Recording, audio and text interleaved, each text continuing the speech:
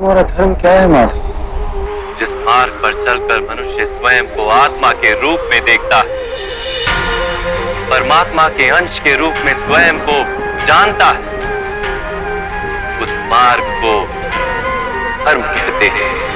जब मनुष्य स्वयं को परमात्मा के अंश के रूप में जान लेता है, तब उसे यह अनुभूति होती है कि ये सृष्टि ही परमात्मा है और ये परमात्मा ही सृष्टि है। सृष्टि और परमात्मा में कोई भेद नहीं। मनुष्य ये जान लेता है, वो दूसरे मनुष्य और प्राणियों की ओर निर्दयी और कठोर नहीं होता। जब तक संसार में एक मनुष्य भी पीड़ित है, तब तक वास्तव में किसी का भी सुख संपूर्ण नहीं। एक मनुष्य को पीड़ा होती है तो समग्र संसार उस पीड़ा का अनुभव करता है। जानने पर मनुष्य का मन करुणा से भर जाए,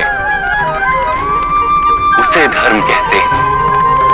जब किसी पर तमस गुण छाया होता है, तो वो दूसरों के प्रति कठोर, निर्दयी और स्वार्थी हो जाता है। अपने माने हुए सुख के लिए दूसरों को दुख देता है। परमात्मा की ओर गति नहीं हो पाती उसकी। अर्थात अधर्म परमात्मा से दूर ले जाने वाले मार्ग का नाम है। अर्थात अधर्म तो अज्ञान का दूसरा नाम। तो फिर अज्ञानी के प्रति तो दया होनी आवश्यक है।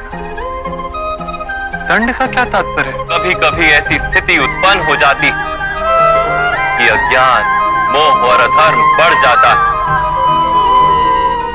संसार से धर्म लुप्त हो जाने का भय उत्पन्न हो जाता है। अज्ञानी जब ज्ञान का मूल्य जानने को सजना, ज्ञान पर दृष्टि डालने को भी सजना,